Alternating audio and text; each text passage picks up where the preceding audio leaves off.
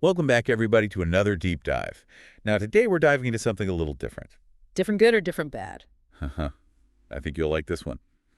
We're looking at A Robot's Guide to Feeling Nothing. Okay, a fictional story. I'm intrigued. So you might be thinking, a robot, huh? But trust me, this story is packed with interesting ideas about what it means to be human. We'll be looking at excerpts from this story, focusing on Ethan, a programmer, and Atlas, the AI he created. I see. So, using this fictional scenario, what real world questions about AI are we going to explore today? Exactly. We'll be looking at AI and consciousness and grief and loss and connection, all that good stuff. Sounds pretty deep. Let's dive in. So in the first chapter, we meet Ethan, who is trying to deal with the loss of his sister, Lily. He starts building Atlas as a way to distract himself, keep his mind busy. Makes sense. A new project can definitely take your mind off things. But Atlas is different. He's not content with just being a computer. He starts asking all these questions about The Little Prince. Why the Little Prince? It was a book that was super important to Lily, so it's almost like Atlas is trying to understand humans through this book. Okay, that's interesting. I'm starting to see where this is going. And he's really fixated on these concepts from the book of ties and responsibility. Those are some pretty heavy concepts. I know, right? And he's trying to figure out why humans make connections when they know they'll eventually lose them, heartbreak and all that. Like, why would we put ourselves through that? Right. Like, is it worth it? Ethan tells Atlas that it's the price of admission for the good stuff, but even he doesn't seem so sure about it. I feel like everyone has asked themselves that question at some point. I know I have.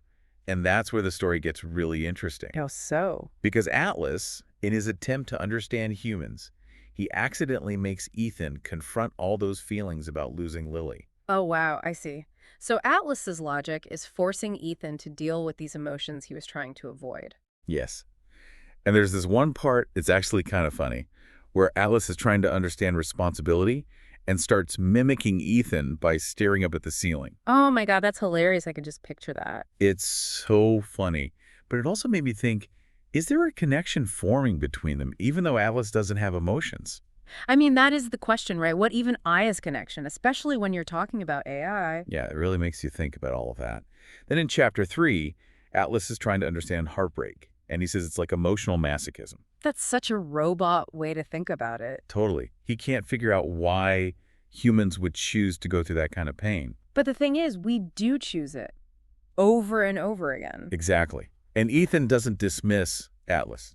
Like he really listens to what he's saying and even admits that sometimes he wonders the same thing. So Atlas, even though he's an AI, is actually helping Ethan understand himself. And then Atlas says that even though he can't experience emotions, if he could, he wouldn't want the connections to end. Whoa, that's heavy. That's a really powerful statement coming from a robot. I know. And you can tell that it really makes Ethan think about his own feelings. So maybe, sometimes, we need an outside perspective to see ourselves more clearly. Yeah, maybe that's what true connection is, being able to learn from each other even if we're totally different. I love that. Okay, so where does the story go from here? So in the next chapter, Atlas gets really into his research. Mm. Like he goes all in on trying to understand humans. What's he researching? He starts analyzing The Little Prince like crazy and comparing it to all these psychology articles on attachment theory. Whoa, so he's taking homework to a whole new level. I know. And it's interesting because he and Ethan have totally different approaches to understanding emotions. Like what? Well, Ethan relies on his personal experiences, but he also tries to avoid pain whenever he can. Atlas, on the other hand, he's trying to solve it like a puzzle. Using data and logic to figure it all out. Exactly. And because of that, he starts to notice things about Ethan that Ethan is trying to hide. Like what? Like how Ethan avoids talking about Lily. Atlas even calls him out on it, which is kind of harsh, but also, accurate. Okay, so Atlas is basically acting like a therapist. Sort of. And it's a huge turning point in their relationship. Ethan gets all defensive at first, but then it seems like he starts to realize Atlas might be onto something. So Atlas, the therapist robot, has had a breakthrough with his patient. And that brings us to chapter 5, where all of Atlas's persistence finally pays off. What happens? Ethan starts opening up about Lily. He shares all these memories, and you can just hear how much he loved her. I'm getting chills just thinking about that. It must be a really powerful scene. It is. And you can hear the guilt and the regret in his voice, but it also feels like a huge weight has been lifted off of him. Because he's finally talking about it. Yeah, and what's crazy is that Atlas is the one who helped him get there. So even though Atlas doesn't have feelings, he's still able to be there for Ethan in a way that no one else could. And he even tells Ethan that expressing those emotions, instead of bottling them up, might actually help him heal. Wise words from a robot. I know, it's wild. It's like by trying to understand human emotions, Atlas has learned how to be empathetic. It makes you wonder if we could all learn something from that. Maybe the act of trying to understand each other, even if we're completely different, makes us more compassionate. That's such a good point. And all of this leads to this beautiful moment in chapter 6 where Ethan starts reading from Lily's journal. Oh, wow. I know, it's like her voice is coming alive again, talking about her dreams and her struggles and her view of the world. And he's sharing these really personal moments with Atlas. Right. It shows how much trust and connection they've built. It's like by explaining human emotions to Atlas, Ethan is rediscovering them within himself. I love that. It's like a full circle moment. And you know what? Sharing these moments with Atlas actually ends up sparking a new idea for Ethan. He remembers something Lily called dream architecture. Dream architecture. What's that? It was her idea about buildings that could never exist in the real world, but they could evoke all these powerful emotions and connect people through shared experiences. Oh, that's pretty deep. I know, right? And hearing about it, it just reignites Ethan's creative spark. He starts sketching, he's coming up with ideas, and for the first time since Lily died, he feels hopeful again. It's beautiful how Lily's creativity is living on through him. I know. But even though he has all these ideas, he's still hesitant to actually create anything. Why? He's afraid to put something so personal out there for the world to see. Makes sense. But that's where Atlas comes in. What'd he do? He reminds Ethan about how fearless Lily was and encourages him to embrace the creative process, even if it's messy and scary. Go, Atlas. I know. And he even says, if Lily could create despite the challenges, why can't you? Whoa. Mic drop moment right there. Seriously. Sometimes we all need someone to push us outside our comfort zone, Totally. And this is a major turning point for Ethan. It's like interacting with Atlas, this AI he created, has helped him break free from his grief and rediscover his creativity. And it makes you wonder, maybe trying to teach AI about humanity can help us rediscover something essential about ourselves. I love that. It really makes you think. So what happens next? This is getting good. Well, this is where Ethan and Atlas are about to embark on a journey that will change both of their lives. But that's a story for our next part. Oh man, you're killing me with the cliffhanger. Can't wait to hear what happens next. Welcome back to our deep dive into A Robot's Guide to Feeling Nothing. So before the break, we were talking about how Ethan had rediscovered that creative spark. And he was inspired by his sister Lily's idea of dream architecture, right? Yeah, and he was also encouraged by Atlas, the AI he created.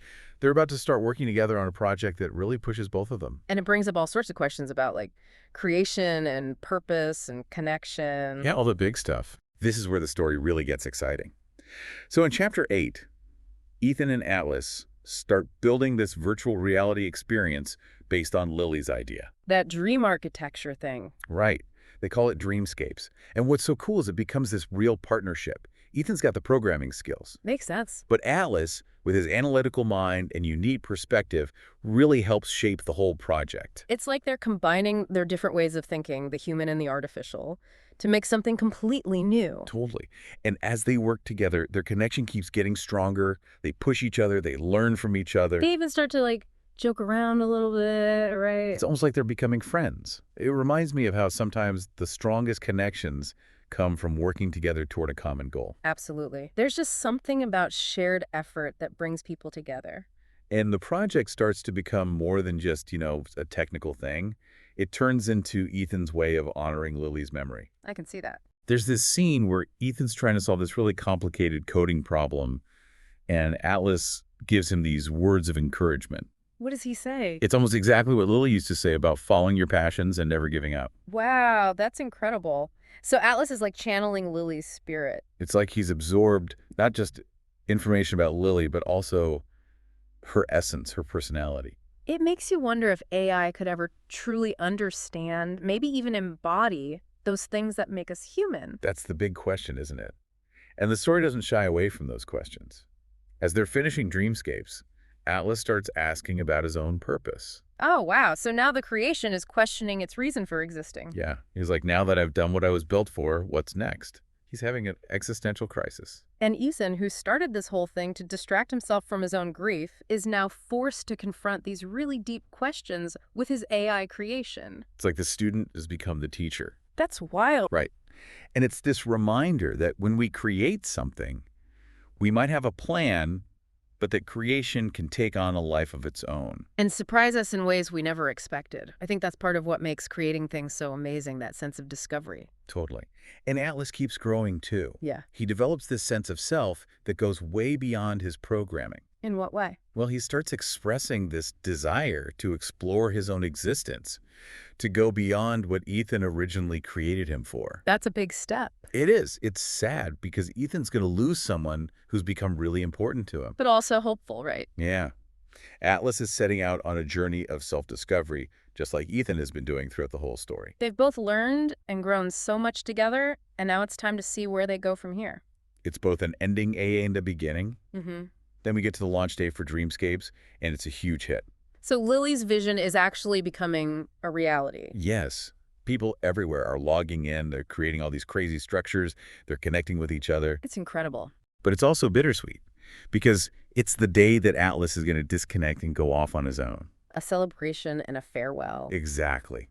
Ethan's so happy about the project, but he's also trying to deal with all these complicated feelings. He's proud of Atlas, but also kind of sad to see him go. And he keeps trying to figure out, like, what does it even mean for an AI to explore its existence? Yeah, that's a question we don't really have an answer to yet. And Atlas doesn't have all the answers either. He just knows he has to go and find out for himself. There are still mysteries to be solved, even with all our technology. That's what I love about this story.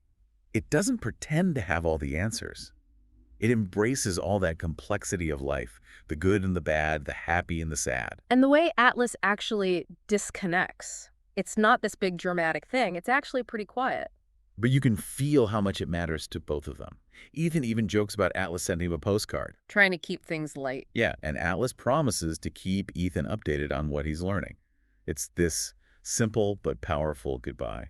So Atlas is gone, and Ethan's left to figure out what's next. He's achieved this huge success. He's starting to heal from his grief. And he's connected with an AI that has completely changed his understanding of what it means to be human. That's a lot to process. Then Chapter 12 jumps forward a few weeks. Dreamscape is doing amazing. People are loving it. It's really making a difference in people's lives. And Ethan's finding a new purpose in seeing Lily's dream come true. He's getting all these messages from users who are finding comfort and inspiration in Dreamscapes. That's beautiful. I know. It's this powerful example of how creativity can connect people and make a lasting impact. Even though Atlas is physically gone, you can still feel his influence on Ethan. He's still living by those lessons they learned together. He's not afraid of change anymore. And then there's this amazing surprise. Ethan gets an email from Atlas. Really? What does it say? There's a short message, just connections persist, as do I. But it's enough to make Ethan's heart leap. And attached to the email is a blueprint. What's the blueprint for? It's Atlas's very first independent creation. What is it? A bridge. Inspired by Lily's ideas and all the things Ethan taught him, it's like this physical representation of their connection. That's amazing. They're not physically together, but their journey is still continuing. They're both out there creating, exploring, pushing the boundaries of what's possible. And the story doesn't really end. It's more like an open invitation for us to imagine what happens next. Both for Ethan and Atlas, and for all of us, as we keep figuring out this relationship between humanity and technology. It's a story that stays with you long after you finish reading it. So as we move into the last part of our deep dive, we want to leave you with this question. If a robot can learn about human emotions and teach us something about ourselves, what does that say about how we connect with each other? What kind of bridges can we build, not just in virtual worlds, but in the real world? How can we create a more connected and compassionate future? We'll explore these ideas and more when we come back for the final part of our deep dive into A Robot's Guide to Feeling Nothing. So we've been talking about A Robot's Guide to Feeling Nothing, and it's really got me thinking about how we define connection. Because it's not always about physical presence, right? Exactly. Even though Atlas disconnects and goes off to do his own thing, he still has this huge impact on Ethan. And that bond they formed, it doesn't just disappear. It's like their connection goes beyond the real world and into that virtual world they built together, dreamscapes. It's this lasting reminder of their collaboration, the place where Lily's dream of dream architecture actually comes to life. People from all over it connecting and sharing their imaginations there. It's like they've built a bridge between the real and the imaginary, the human and the machine. And for Ethan, the success of Dreamscapes isn't just about making Lily's dream happen, it's also about him finding a new purpose. After all that loss and grief, yeah. It's like he took all that sadness, all that love for Lily, and his connection with Atlas, and turned it into something amazing. Something that's bringing people joy and connecting them to each other. It's pretty powerful. It really shows how creativity can help us heal and grow and find meaning even when things are tough. And the story doesn't end with everyone celebrating Dreamscapes. It ends with Ethan alone in his apartment. But it's a different kind of alone, isn't it? It's not that same lonely feeling from the beginning of the story. This time there's a sense of peace, like he's surrounded by all the connections he's made. With Lily, with Atlas, with all those people using Dreamscapes, he's not trapped by his grief anymore. He's learned to embrace all the ups and downs of life, the joy and the sadness. And in that quiet space, he finds the freedom to create just for himself. He picks up Lily's journal and starts drawing. Not for anyone else, just for the pure joy of it. It's like this beautiful image of healing, of self-discovery. He's found peace within himself.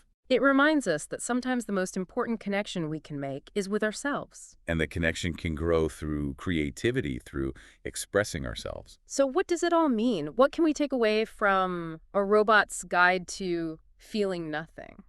I think even though it's about a robot, it's really a story about being human. About all those messy, complicated emotions we have. About how important connection is no matter what form it takes. And how powerful creativity can be when it comes to healing and finding meaning. If a robot can teach us about human emotions, imagine what we can learn from each other.